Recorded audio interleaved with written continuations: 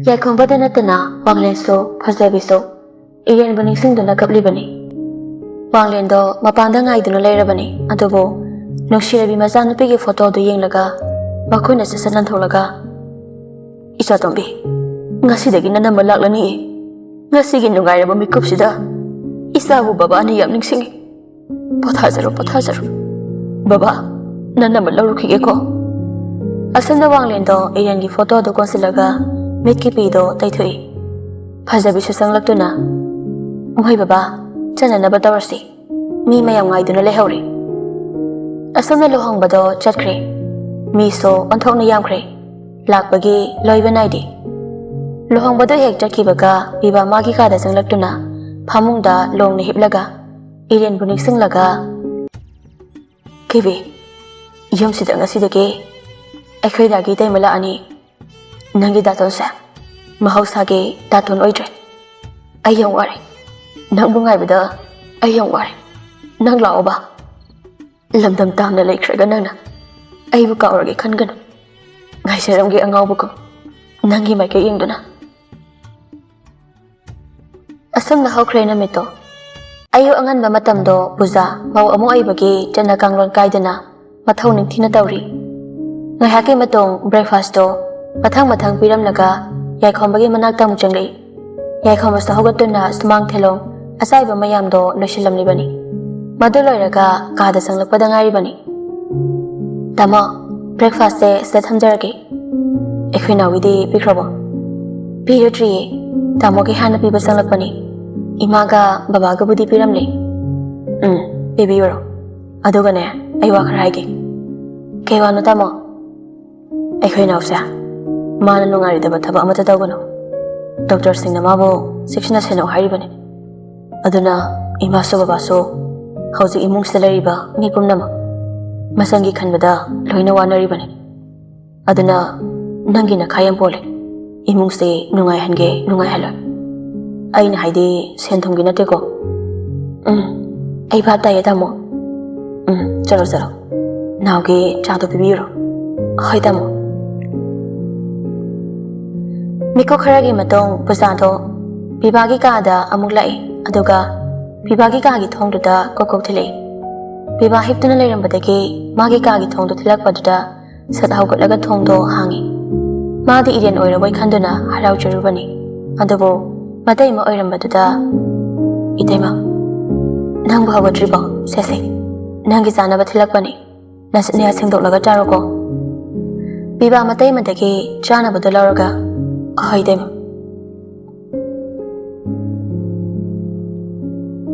Nasidi Kingsan do Loyagi managdalai Loya so Kingsan lakani khangladuna Gari so do puraga makhada kumli Kingsan he yausilagbaga Loya so makhayorli Sinthaga irian gana Makhoy na layriba Gadogi Corridor adagi mapalam thangba sarukta Ngatharaga Wari sum sanaribani Sintha makhada Kingsan ga Loya ga leptuna Wari sanabada uraga sathari Kona ano sina Irian so sa iyang lubani Adobo Kingsan ayrambaduda Masado Tusong kiba kangawdi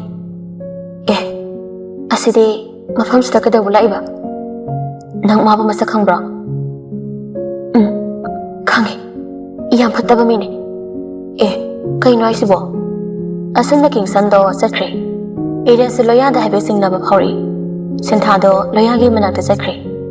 Iren kana silay jingay tanzayang laga Mafam adudagi thokragi khali Sinthado loyaga punasang minari Iren do famung danga tharaga famli Jan Iren do kumdi loya amuka sugawi Jan Iren do khara nungay tabagi mataulaga Thazadaba khongbanda Ngali bagum Thazadaba mafamda Yeknaba sulay rami Kaya nang haidubo Damdaba mide haudu bawabani Aduna tamosto Tumdana mangmanglabani na Khanglasu khangara Urasu uraroi Loya irengi managda sangsindana fami Aduga Sik Nang haidu kaino Ay paptadri Irendo sauningba Ningamdaba mayang pusun kituna Nakoy maset Lagtunaraga Ay buhana basin manadra Asuk tino atpiraba sifawba Kari mo pamlige Naya pahamisi, ay hapsangi kaya sinadra. Adu harga Iriendo loyagi masado pairaga hairap thenglaga se lauro aigi haksang se masini nakhoina pamli base lauro asumna Iriendo kaple senthaso bamen amata tadre Irengi matause loya de Irengi makoto magi makona chena paisilaga yam chinglemna nangna haningi sakaino aidi ko ngawre aibo nangonda kari sakrage Iriendo makuda setna tholaga ngasigi sangsarshida aina khwaidigi kiribase atai nate mi haiba jibase mukiba ni sude jan kaina nangangliba mayamdubo Iriendo miluna pom anida birang ihauna khwaidagi tat pat haiba mapan thongdani yam phaba saba aduga nungdana makhanba wakal thamoi ani longba masagi da khanba mi oibani jan nang se kadawrage tamo ga hausil eminarambado kanano loyadi kingsangi bhaw oirudre senthana magi manakta lakpa matamdadadi moigi banki staff napa amaga wari sanaduna leiramba tanja oikibanina satkamle haujikidudi aikhoi banki staff ni loyada Irienda nungsina yenglaga nangna engoda saurise kaigino adumaina natamdu saubagi mahutta wado karino nakai sengna haiba yadro nangbo Irienda amusu nungaite loyagi matause mana du sauna marolena ngangliba wadada loya saubagi mahutta mabo ina themjinbirakpaduda jan se nangido mi anabo iramgani sintha nang mabo khara senabiyo nasidi yamsu saukre janse aidi mina sauraga kamai themgani haibaso khangdi aduna nana khara themjinbiyo ado ai washroom dam ta changlukige nang sida changang haktang leramu sintha thokre sintha thokhibaga Iriendo loya da tapna kawri tamo hau tamo tai Iriendo loyagi khokomduda amuka hena nungaitaba phawri haibade mana khaluriduga loyana tawthoraiba maong matawsigadi yam chanadre aduna loyada yenglaga tablapa khonjalda tamo nang aibo hatpa ngamgadra loya se Irienda yenglaga jan nangi wahangse karino nangbu hatpa ngambagi thonada aingonda leremnagabu aina nangbu ngasi fawba mafam asida thamlomgadrane Iriendo mapi tap tap tari kogano nang nataba wakhal yam khale madun hena nasa soani nanga sumloinaraga unaraga leningliba ina nangbu matawkramna hatkani nangai bu thajo nangai ka hekpuna leminaringai nangi na famda tholokpa thodo wathok khudingma aina nangi namang thana mayoknagani Irienda loyanda mamito kaptani yengle se nghaktang pathaba yabriyo Irienda wahai amata haidabida tamina lekre asumna loya Irienda tumthakiba matam maduda karudagi thoraktuna magi karamda amu changkre adubu Iriende tumba nate loya hek thokibaga bibabo nasonana kauraga daton ngasidi ai daton biyam uningi aina wari basumna nang suwabra ai ngasidi daton gi wahai singadugi wahan thok khangle aina mati soiduna nangi namangda lekhini nakhoi naibo yakbirakpagi laman sikhini loya sumagi kada changlaktuna ngasai Irengi wahangsingse karino khali masu wakhaldo charangnaribani mana nusijabi misak anduga paw phaunakhidaba yam kuiri aduna kadada chatuna thirugani khanbada asunna wakhal khana magi table da laiba file sing ado uthoktuna yengi adum kanda Irienda changle loyado ngaglapna jan Irienda changsinduna loyagi famungda famlaga tamo aiwam tanggeba hango tamo gi family se amata ude kaida laikhige loyado file do satkhumjali aduga mamaido Irielomda asalaga lei yumda loina tamo se hana nupi thirambra thidera kegino samhangbane ando kaigino yumtongana saraga leiti aigi thabakna yadabagini ꯑꯗꯣ ꯑꯩꯁꯨ ꯅꯉꯣꯟꯗ ꯋꯥ ꯈꯔ ꯍꯪꯒꯦ ꯈꯜꯂꯤꯁꯦ ꯌꯥꯝ ꯀꯨꯏꯔꯕꯅꯤ ꯍꯦꯛꯇ ꯍꯪꯕꯤꯌꯣ ꯇꯥꯃꯣ ꯅꯪ ꯅꯨꯃꯤꯠꯇꯨꯒꯤ ꯊꯧꯗꯣꯛꯇꯣ ꯀꯔꯝꯅ ꯊꯣꯛꯈꯤꯕꯅꯣ ꯑꯗꯨꯒ ꯅꯪꯒꯤ ꯑꯁꯦꯡꯕ ꯂꯩꯐꯝꯅ ꯀꯗꯥꯏꯗꯒꯤꯅꯣ ꯏꯔꯦꯟꯗꯣ ꯂꯨꯞꯊꯔꯒ ꯇꯥꯃꯣ ꯑꯩꯁꯦ ꯍꯧꯔꯛꯐꯝ ꯈꯪꯗꯕ ꯃꯤꯁꯛ ꯑꯃꯅꯤ ꯑꯩ ꯇꯁꯦꯡꯅ ꯑꯩꯁꯦ ꯀꯗꯥꯏꯗꯒꯤꯅꯣ ꯐꯥꯎꯕ ꯈꯪꯗ꯭ꯔꯦ ꯑꯗꯨꯗꯤ ꯅꯪ ꯀꯅꯥꯒꯤꯗ ꯂꯩꯔꯤꯕ ꯏꯔꯦꯟ ꯍꯧꯈꯤꯕ ꯋꯥꯔꯤꯁꯤꯡ ꯑꯗꯣ ꯃꯊꯪ ꯃꯊꯪ ꯂꯣꯌꯥꯗ ꯂꯤꯔꯛꯂꯝꯃꯤ ꯃꯥꯅ ꯐꯖꯕꯤꯒꯤ ꯌꯨꯝꯗ ꯍꯦꯛ ꯂꯩꯔꯛꯈꯤꯕꯗꯒꯤꯅ ꯉꯁꯤ ꯐꯥꯎꯕꯒꯤ ꯋꯥꯔꯤꯁꯦ ꯑꯃꯠꯇ ꯆꯤꯊꯗꯅ ꯂꯤꯔꯤ ꯂꯣꯌꯥ ꯏꯔꯦꯟꯒꯤ ꯋꯥꯔꯤꯗꯨ ꯇꯥꯔꯒ ꯇꯁꯦꯡꯅ ꯏꯔꯦꯟꯕꯨ ꯅꯨꯡꯁꯤꯕ ꯐꯥꯎꯔꯛꯏ ꯏꯔꯦꯟꯗꯣ ꯋꯥꯔꯤ ꯂꯤꯕ ꯂꯣꯏꯔꯛꯄꯗ ꯃꯤꯠꯀꯤ ꯄꯤꯗ ꯇꯩꯊꯣꯛꯂꯒ ꯍꯧꯖꯤꯛꯅ ꯑꯩ ꯇꯥꯃꯣꯒꯤ ꯌꯨꯝꯁꯤꯗ ꯑꯗꯨꯗꯤ ꯅꯕꯨꯡꯁꯤꯡ ꯑꯗꯨꯅ ꯅꯪꯕꯨ ꯁꯣꯏꯗꯅ ꯊꯤꯔꯝꯒꯅꯤ ꯏꯔꯦꯟꯗ ꯃꯕꯨꯡꯁꯤꯡ ꯄꯜꯂꯛꯄꯗꯨꯗ ꯃꯕꯨꯡꯅꯤ ꯌꯥꯝ ꯅꯨꯡꯁꯤꯔꯛꯂꯦ ꯑꯗꯨꯅ ꯀꯞꯇꯤ ꯀꯞꯅꯤ ꯀꯞꯊꯣꯛꯄꯗꯤ ꯉꯝꯗ ꯁꯣꯟꯊꯥꯡꯅꯅ ꯊꯤꯔꯝꯒꯅꯤ ꯃꯈꯣꯏꯅ 이보 소이드나 다다 아마데 다도나 이리엔게 미루기 피도 마탄다 감자방 아마우다 신타르리 따르리바 마피도 사사타이 톡라가 이리엔도 아무소 깜녹 떠르가 하리 다모 아두부라 ngahanwa aina sauraga chak chandabadane aikoi datonane isai saklaga ibu themliba adu he haiba loibaga amusu iriendo mapi tap tap tarakli tasengna loya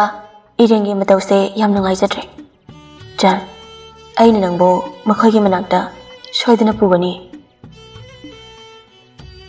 asana loya na irenbo themjinbiraga makhoi ani puna thominarakpada sinthana aidi kaida chakrabano khalure sintha ngasidi koibudum chalusiro adudi yam thina yai jan nangsilo shiloroko ngasidi iso bengtaga changaroge koi boina chalase asana ngahaki matong makhoi losinba loiraga punna tharokli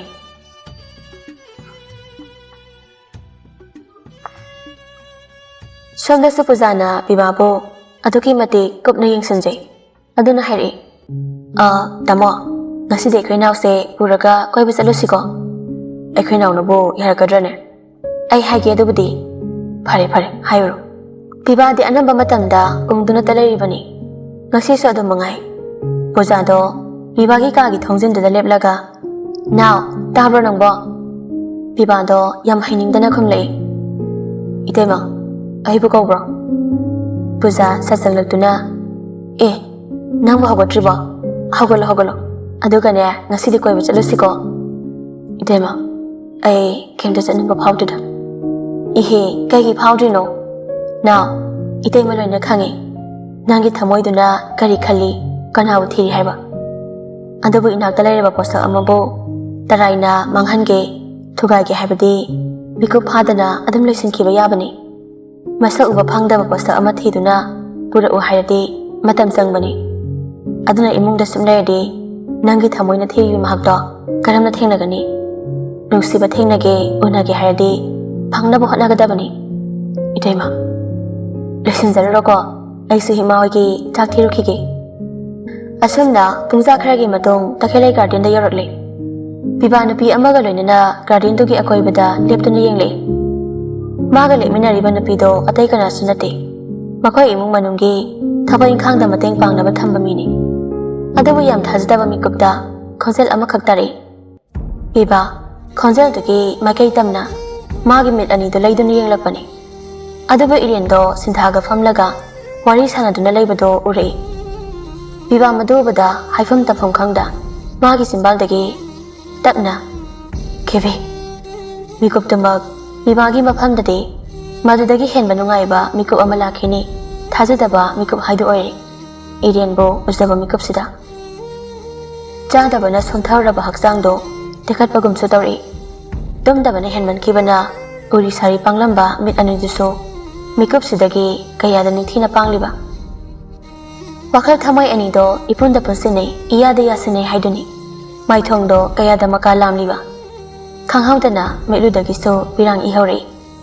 aduga irengi manak tamna magi makhong ani do thangba hore tanja adu loya do sasanglaptuna makhoi punna famina duna wari do makha chathari ꯑꯗꯨꯒ ꯁꯣꯝꯗꯅ ꯄꯤꯕꯥꯗꯣ ꯏꯔꯦꯟꯒꯤ ꯃꯅꯥꯛꯇ ꯆꯪꯒꯦ ꯈꯟꯅ ꯊꯥꯡꯈꯤꯕ ꯈꯣꯡꯊꯥꯡꯗꯣ ꯆꯞ ꯂꯦꯞꯂꯒ ꯀꯦꯕꯤ ꯅꯪꯗꯤ ꯀꯌꯥꯗ ꯅꯨꯡꯉꯥꯏꯅ ꯂꯩꯔꯤꯕ ꯑꯗꯨꯒ ꯑꯩꯅ ꯅꯪꯒꯤ ꯋꯥꯈꯜꯗ ꯑꯉꯥꯎꯕ ꯑꯃ ꯐꯔꯦ ꯅꯪꯒꯤ ꯅꯨꯡꯉꯥꯏꯔꯕ ꯄꯨꯟꯁꯤ ꯑꯗꯨꯗ ꯑꯩ ꯑꯃꯨꯛ ꯌꯦꯠꯂꯔꯣꯏ ꯄꯤꯕꯥꯗꯣ ꯏꯔꯦꯟꯗ ꯂꯥꯟꯅ ꯂꯧꯈ꯭ꯔꯦ ꯂꯣꯌꯥ ꯆꯪꯂꯛꯄꯗꯨꯗ ꯑꯗꯨꯒꯤꯁꯨ ꯃꯊꯛꯇ ꯏꯔꯦꯟꯗꯣ ꯐꯤ ꯑꯃꯁꯨ ꯃꯥꯒꯤ ꯉꯛꯁꯝꯗꯨꯗ ꯌꯥꯟꯕꯣꯏ ꯀꯩꯕꯣꯏ ꯇꯧꯔꯒ ꯂꯩꯕꯗꯨꯗ ꯄꯤꯕꯥꯒꯤ ꯋꯥꯈꯜꯗꯅ ꯏꯔꯦꯟ ꯃꯌꯨꯝ ꯄꯥꯜꯂꯤ ꯍꯥꯏꯅ ꯈꯟꯈ꯭ꯔꯦ ꯁꯣꯝꯗꯅ ꯁꯤꯟꯊꯥꯅ ꯌꯦꯡꯉꯣ ꯆꯟ ꯑꯥꯗ ꯁꯥꯠꯂꯤꯕ ꯂꯩꯁꯦ ꯑꯁꯤꯗꯤ ꯑꯩ ꯐꯥꯎꯕ ꯉꯥꯎꯏ ꯏꯔꯦꯟꯁꯨ ꯁꯤꯟꯊꯥꯅ ꯊꯤꯜꯂꯤꯕ ꯈꯨꯗꯣꯝꯕꯤꯒꯤ ꯃꯥꯏꯀꯩ ꯇꯝꯅ ꯌꯦꯡꯂꯛꯄꯅꯤ ꯑꯗꯨꯕꯨ ꯄꯤꯕꯥꯗꯣ ꯅꯨꯄꯤ ꯑꯃꯒ ꯂꯦꯞꯃꯤꯟꯅꯔꯝꯕꯗꯣ ꯎꯔꯛꯏ ꯑꯗꯨꯕꯨ ꯏꯔꯦꯟꯗꯤ ꯀꯩꯁꯨ ꯈꯟꯖꯤꯜꯂꯨꯗꯦ ꯑꯗꯨꯅ ꯐꯝꯂꯝꯕꯗꯒꯤ ꯐꯨꯛ ꯍꯧꯒꯠꯂꯒ ꯄꯤꯕꯥꯒꯤ ꯃꯅꯥꯛ ꯇꯝꯅ ꯑꯐꯤꯡ ꯑꯐꯥꯏ ꯑꯣꯏꯅ ꯍꯦꯛꯇ ꯆꯠꯈ꯭ꯔꯦ ꯄꯤꯕꯥꯗꯣ ꯅꯨꯄꯤꯗꯨꯒ ꯂꯣꯏꯅꯅ ꯁꯥꯏꯠ ꯑꯃꯗ ꯑꯃꯨꯛ ꯆꯠꯈ꯭ꯔꯦ ꯁꯤꯟꯊꯥꯁꯨ ꯂꯣꯌꯥꯁꯨ ꯏꯔꯦꯟꯕꯨ ꯀꯗꯥꯏꯗꯅꯣ ꯍꯥꯏꯅ ꯍꯪꯗꯨꯅ ꯃꯇꯨꯡꯗ ꯈꯔ ꯂꯥꯞꯇꯧꯅ ꯏꯟꯅꯔꯛꯏ ꯏꯔꯦꯟꯗꯣ ꯄꯤꯕꯥꯕꯨ ꯌꯦꯡꯂꯛꯄꯅꯤ ꯑꯗꯨꯕꯨ ꯃꯥꯅ ꯎꯈꯤꯕ ꯃꯇꯝꯗꯨꯗꯗꯤ ꯄꯤꯕꯥꯗꯣ ꯂꯩꯔꯝꯗ꯭ꯔꯦ ꯑꯗꯨꯗꯒꯤꯗꯤ ꯏꯔꯦꯟ ꯊꯥꯡꯂꯕ ꯈꯣꯡꯊꯥꯡꯗꯣ ꯆꯞ ꯂꯦꯞꯂꯒ ꯈꯣꯟꯖꯦꯜ ꯍꯧꯅ ꯌꯥꯝ ꯅꯤꯡꯉꯝꯗꯅ ꯇꯅꯤꯛꯂꯕ ꯈꯣꯟꯖꯦꯜꯒ ꯂꯣꯏꯅꯅ ꯄꯤꯕꯥ ꯇꯥꯔꯁꯅꯨ ꯃꯇꯥꯒꯨꯝ ꯀꯧꯔꯛꯏ ꯙꯥꯇꯣꯟ ꯄꯤꯕꯥꯁꯨ ꯃꯁꯤ ꯑꯃꯗ ꯂꯩꯁꯤꯜꯂꯒ ꯂꯩꯔꯤꯕꯅꯤ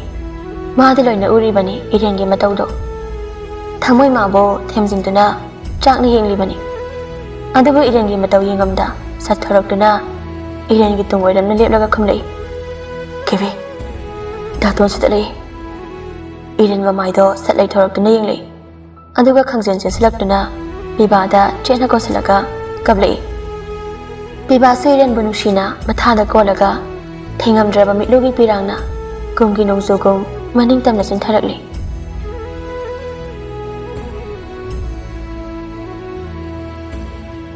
ꯃꯤꯀꯨꯞ ꯈꯔꯒꯤ ꯃꯇꯨꯡ ꯄꯤꯕꯥ ꯏꯔꯦꯟꯕꯨ ꯃꯊꯥꯗꯒꯤ ꯇꯞꯅ ꯏꯟꯊꯣꯛꯂꯒ ꯏꯔꯦꯟꯒꯤ ꯃꯤꯠꯀꯤ ꯄꯤꯗꯣ ꯇꯩꯊꯣꯛꯄꯤꯔꯒ ꯅꯪ ꯅꯍꯥꯟꯈꯩ ꯀꯥꯏꯗ ꯂꯩꯔꯨꯒꯦ ꯏꯔꯦꯟꯗꯤ ꯀꯞꯄ ꯍꯦꯟꯃꯟꯈꯤꯗꯨꯅ ꯋꯥꯍꯩ ꯑꯃ ꯐꯥꯎꯕ ꯈꯨꯝꯗꯦ ꯅꯪ ꯂꯩꯇꯕꯗ ꯙꯥꯇꯣꯟꯗꯤ ꯑꯉꯥꯎꯕ ꯍꯥꯏꯕꯗꯣ ꯑꯣꯏꯔꯦ ꯌꯨꯝꯗ ꯍꯜꯂꯁꯤ ꯏꯔꯦꯟꯗ ꯋꯥꯍꯩ ꯑꯃꯠꯇ ꯈꯨꯝꯗꯅ ꯑꯃꯨꯛꯀꯁꯨ ꯄꯤꯕꯥꯗ ꯆꯦꯠꯅ ꯀꯣꯟꯁꯤꯜꯂꯒ ꯍꯦꯛꯅ ꯍꯦꯛꯅ ꯀꯞꯂꯤ ꯄꯤꯕꯥꯁꯨ ꯑꯗꯨꯃꯉꯥꯏ ꯏꯔꯦꯟꯕꯨ ꯃꯊꯥꯗ ꯆꯦꯠꯅ ꯀꯣꯟꯁꯤꯜꯂꯒ ꯑꯅꯤꯗꯣ ꯊꯃꯣꯏꯅ ꯊꯃꯣꯏꯗ ꯅꯤꯡꯉꯥꯏ ꯇꯧꯗꯨꯅ ꯑꯣꯏꯅꯔꯛꯂꯤ ꯁꯣꯝꯗꯅ ꯂꯣꯌꯥꯒ ꯁꯤꯟꯊꯥꯒꯁꯨ ꯏꯔꯦꯟꯕꯨ ꯇꯥꯟꯅꯔꯛꯂꯤꯕꯅꯤ ꯑꯗꯨꯕꯨ ꯀꯗꯣꯝꯗ ꯆꯠꯈ꯭ꯔꯕꯅꯣ ꯈꯪꯍꯧꯗ꯭ꯔꯗꯨꯅ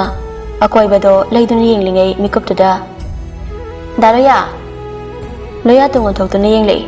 ꯑꯦ ꯄꯨꯖꯥ ꯏꯆꯟꯗꯤ ꯂꯨꯍꯣꯡꯈꯤꯕꯗꯒꯤ ꯎꯈꯤꯗꯕ ꯀꯨꯏꯔꯦ ꯑꯗꯣ ꯆꯟꯗꯤ ꯀꯃꯥꯏ ꯇꯧꯔꯦ ꯀꯩꯝꯇ ꯇꯧꯗ꯭ꯔꯤ ꯃꯁꯥꯁꯨ ꯌꯥꯝ ꯐꯒꯠꯂꯦ ꯑꯗꯨꯅꯤ ꯑꯩꯗꯤ ꯃꯥꯁꯦ ꯍꯤꯡꯒꯗꯕꯒ ꯃꯥꯜꯂꯨꯗ꯭ꯔꯕꯅꯤ ꯑꯗꯨꯕꯨ ꯂꯥꯏꯕꯛ ꯐꯕꯗꯒꯤ ꯏꯁꯣꯔꯅ ꯆꯥꯟꯕꯤꯗꯅ ꯀꯩꯁꯨ ꯊꯣꯏꯗꯣꯛꯄ ꯌꯥꯎꯗꯅ ꯑꯩꯒ ꯂꯩꯃꯤꯟꯅꯔꯤ ꯑꯗꯣ ꯅꯪꯗꯤ ꯀꯅꯥꯒ ꯂꯥꯛꯏꯅꯣ ꯑꯩꯈꯣꯏ ꯇꯥꯃꯣꯒ ꯏꯅꯥꯎꯅꯨꯄꯥꯒ ꯑꯉꯥꯡ ꯑꯃꯒ ꯑꯩꯈꯣꯏ ꯃꯔꯤ ꯂꯥꯛꯄꯅꯤ ꯑꯣ ꯑꯗꯣ ꯑꯩꯁꯨ ꯆꯟꯗꯣ ꯁꯣꯝꯗ ꯆꯪꯈꯤꯕꯅꯤ ꯊꯤꯐꯝ ꯈꯪꯗ꯭ꯔꯦ ꯑꯝꯇ ꯌꯦꯡꯈꯤꯒꯦꯀꯣ ꯅꯣꯏ ꯗꯗꯥ ꯔꯣꯍꯤꯠꯀ ꯅꯣꯡꯃ ꯂꯥꯛꯀꯦ ꯍꯣꯏ ꯑꯩꯅꯁꯨ ꯑꯩꯈꯣꯏ ꯗꯗꯥ ꯔꯣꯍꯤꯠꯇ ꯍꯥꯏꯒꯦ ꯗꯥ ꯂꯣꯌꯥꯗꯣ ꯎꯗ ꯀꯨꯏꯔꯦ ꯑꯝꯇ ꯂꯥꯛꯃꯤꯟꯅꯧ ꯍꯥꯏꯅ ꯑꯗꯨꯗꯤ ꯗꯗꯥ ꯆꯠꯂꯨꯈꯤꯒꯦꯀꯣ ꯑꯁꯨꯝꯅ ꯂꯣꯌꯥꯅ ꯏꯔꯦꯟꯕꯨ ꯀꯣꯏꯊꯤ ꯊꯤꯔꯤ ꯁꯣꯝꯗꯅ ꯄꯤꯕꯥꯅ ꯏꯔꯦꯟꯕꯨ ꯃꯆꯤ ꯑꯃꯗ ꯄꯨꯗꯨꯅ ꯂꯥꯛꯑꯒ ꯄꯨꯟꯅ ꯐꯝꯃꯤꯟꯅꯗꯨꯅ ꯋꯥꯔꯤ ꯁꯥꯟꯅꯔꯤ ꯄꯤꯕꯥꯗꯣ ꯏꯔꯦꯟꯒꯤ ꯃꯈꯨꯠꯇꯣ ꯆꯦꯠꯅ ꯄꯥꯏꯁꯤꯜꯂꯒ ꯌꯨꯝꯗ ꯍꯜꯂꯁꯦ ꯏꯔꯦꯟꯗꯤ ꯃꯁꯥꯅ ꯍꯥꯟꯅꯗꯒꯤ ꯈꯔ ꯇꯞꯆꯕꯒ ꯀꯞꯂꯨꯕꯒꯤ ꯈꯣꯟꯖꯦꯜꯗꯨꯁꯨ ꯁꯤꯔꯤ ꯁꯤꯔꯤ ꯇꯧꯔꯒ ꯙꯥꯇꯣꯟ ꯑꯩ ꯌꯨꯝꯗꯨꯗ ꯑꯃꯨꯛ ꯆꯪꯂꯔꯣꯏ ꯀꯩꯒꯤꯅꯣ ꯅꯪꯕꯨ ꯍꯜꯂꯛꯄ ꯉꯥꯏꯕꯗ ꯑꯩꯈꯣꯏ ꯀꯌꯥꯝ ꯋꯥꯈꯤ ꯅꯪꯅ ꯃꯐꯝ ꯈꯪꯗꯅ ꯃꯥꯡꯈ꯭ꯔꯕꯗ ꯏꯃꯥꯁꯨ ꯅꯪꯕꯨ ꯌꯥꯝ ꯍꯪꯉꯤ ꯀꯞꯁꯨ ꯌꯥꯝ ꯀꯞꯄꯤ ꯅꯪ ꯙꯥꯇꯣꯟꯅ ꯍꯥꯏꯕ ꯌꯥꯔꯣꯏꯗ꯭ꯔꯣ ꯏꯔꯦꯟꯗ ꯐꯖꯕꯤꯅ ꯃꯥꯕꯨ ꯍꯪꯉꯤ ꯍꯥꯏꯕꯗꯨꯗ ꯑꯃꯨꯛꯀꯁꯨ ꯃꯤꯠꯀꯤ ꯄꯤꯗꯣ ꯏꯍꯧꯔꯛꯂꯤ ꯙꯥꯇꯣꯟ ꯏꯃꯥꯅ ꯑꯩꯕꯨ ꯌꯨꯝꯗꯨꯗ ꯑꯃꯨꯛ ꯍꯜꯂꯛꯑꯦ ꯍꯥꯏꯗꯨꯅ ꯁꯣꯏꯗꯅ ꯁꯥꯎꯒꯅꯤ ꯑꯩ ꯏꯃꯥꯕꯨ ꯌꯥꯝ ꯀꯤꯖꯩ ꯄꯤꯕꯥꯗꯣ ꯍꯟꯗꯛꯇꯤ ꯏꯔꯦꯟꯒꯤ ꯃꯥꯏꯊꯣꯡꯗꯣ ꯃꯉꯣꯟꯗ ꯂꯩꯁꯤꯜꯍꯜꯂꯒ ꯏꯔꯦꯟꯒꯤ ꯃꯤꯠꯂꯨꯗꯒꯤ ꯏꯍꯧꯔꯛꯂꯤꯕ ꯄꯤꯔꯥꯡꯗꯣ ꯇꯩꯊꯣꯛꯂꯒ ꯅꯨꯡꯁꯤꯅ ꯍꯥꯏꯔꯛꯏ ꯑꯁꯥꯏ ꯀꯞꯀꯅꯨ ꯅꯀꯣꯛ ꯆꯤꯛꯂꯅꯤ ꯑꯗꯨ ꯍꯥꯏꯔꯒ ꯄꯤꯕꯥ ꯃꯥꯒꯤ ꯃꯈꯨꯠꯇꯣ ꯏꯔꯦꯟꯒꯤ ꯃꯀꯣꯛꯇ ꯊꯝꯂꯒ ꯋꯥꯁꯛꯇꯨꯅ ꯍꯥꯏꯔꯛꯏ ꯀꯦꯕꯤ Datongi thamoisida leiriba nangbu nungsiba ase tarai taraiba nungsiba nate aigi simbarasina mayek sengna haidrabaso aigi tawasinadi kayarak haikrabane nangbu nungsi haina aini he hingli makai sidagidi nangonda hek nganglakpa chairakpa miso ado ima oishano ipa oishano pumnamak oishano makoiga kainabadi ai ngamgani aduga naga kainabadi ai ngamloi Hingla hing kayada nangbu ningsinglaga khangkiba wawa miyamdo hairudana damluduna so kanare yamdalase Irienda bibagi makoto tamna thangtharaga Dato namituda damo loyana ibo hospital da pubiramdrabadi aise nakhoina muhana uba phanglamloi aduna aina yumda halakpa haibase tamo loyada phasana hairaga halake ngasigidi daton hanbikro jume aishu numituda nangbu thiba laki adubo nangdi leramdre ai tamo loyagi laman tonsile aduna mangonda phasana hairaga aibu yumda thenbiyo haige fare adude hayeng pungani adoida ai nangbu lagbu laki Nangna so phasana hairo Pibadi Irienbo manaktagi chalhaningde adubu karamna thinglugani Loya su Irienbo seksina senaduna tha ahum chupna layengduna sigi phibamse yawrakhibani aduda sunatana asangba sanfam khudingma loyana puthokduna Irienbo kalakhibani mataw karamna hekta yumda puninge haiduna pugani Dato ek chalage ko Irian bumagi manakta singsilaga Irian ge laibakta nushina tupire Irian bibada yenglaga Daton aibu soidana lawba lakpiyo ko kainiramdagi mikuptuda bibaso thangmoy amung nawrakduna mitki pido thingatlaga momon nokpa maithongga loinana Daton soidana lake ko asumna bibana magi fondo Irian da pikhraga Iriana chaningda thangkiba khongthangdugi maikaiduda yengduna lehore somdana namaisu tarakle loyado mathasana garden dugi akoibaduda sinthaga koija chatuna Irian bu thiringai thamo loyaso satyengli sintha sasangsilaga nangbu kaida leiruge sintha aimi ama thirubani loyade Irian bu warauduna wahai ama phawa hairamdana Garden dudagi thokre Irian se loyagi matawse khangladuna sinthagi makhutta pairaga makhoi anisu loyagi matung inakre Biwala takna Irian sakhibadu yenglaga lehore Asumna numidangi matamdo mahai chak tokladuna tumba changkre adubo loyadi chaksu chade ngasaidagi wahai ama phawba haidana magi kandagi sungthok tholakti Somdana bibaso ngasi Irian ka thajadaba mikuptuda thengnarakhibaduda hainingai leitana harawi masando leitafamsu khangdi amu hipi aduga amuso mondo chayat konsilaga mathang maram khangdre Irian bu uningbana kangawnari mayamdaso ngasi Irian thengnarai haina tamdre mahak mama fazabigi thamoise mayek senglabra sengdribra yengningle Somdana Irian so loyana chak chakidabado yam nungaidre mangonda so wahai ama phawba haidaba duna hena nungaitaba haido oire aduga pibabu so amuk ningsinglaga maithongdo momonukte aduga ngasi pibana pirakpa fondo lauthoklaga yenge aduga pibabu so amuk ningsinglaga maithongdo momonukte aduga ngasai pibana pirakpa fondo lauthoklaga yenge adubu phongi lokto hangba haitre Irian do amada munami yade phone thanamlaga kadudagi amuthori sinthade tumduna leiribanina Irian thokibado amata khangre loya sa tumba yadrujuna magi kadagi makhada gumthare Irian su kadudagi thoraktuna matomta famduna leiribani adubu loyana makhada kumla ido Irian gi kadugi mapa phawraga chatkadabo aibanina masu ure Irian phamlibado Irian so mi amagi sanin phangi haiduna yenglakpani adubo Loyana leptuna lerambadudha Tamo Loya du khomdabida Iren gi mapado phawraga dum chakre Iren so Loya gi matause yam nungai tre Safam su thokpani Loyana mabo kaya da seksina hotnajaba aduga mana wahi amata hairamdana makhoi gi manaktagi chakraga namitaramdaida halaabanina matamdada Loya gi wakhande ayokrabani mephata sing aduga thengnaduna phakrabajala haina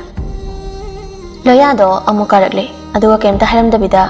Iren gi mapado lantholaga chakhige tawi Iren su famlibado machidi lengde adubo sat hairi ai senabada yang waramnani Loya thanglamba makhongdo chapleblaga haido kanadano wang hangliba tamodane aibu wai hakibro haidrasto loina khangi nangi babnani Iren yang warauna hayingdagidi ai tamobo amu wahalarai Loya so Iren gi manakta tapna jangsilaptuna famlei kaigino hausi phau tomjide aina nang senabada wari hakiba mikup yaukibra yaude aduba igi punsi khongsat asida aigi hek thengnaruba mipum khudingmak aina loina wahale awanungai punsi khongchani anisa tana thana yaroidaba aduna awaba kaya su khangni nungaiba magi asada thengi tumro aina ngasai chatloido ai datonbu thirubani adudi thengnarabra hayeng aibo lawba lakani haye Loya do wakhal amu nungai tre Iren lawba lakani haibaduda adudi nangdi chatlage khalabra ai chatlage khale Loya Iren bo yam nungsina chan nang matam kharadi laikhoba ai so kai haidano khangre tamo aina nangbu thingbagi hakti leite aduba nangsa aigi yumsidagi chalhaningde tamo phare thengle tumluru tamo de ngasai su chak chande aduga aina kamaina tungdoino oh aigi kawbu kawini law tamo chak charage Loya ngahaktang sauninglurabaso Iren gi matawsida hekta phaki khangde Loya gi se Iren bu nungsiribra karino amadi tawri adamna ani do kisanda amu changminakre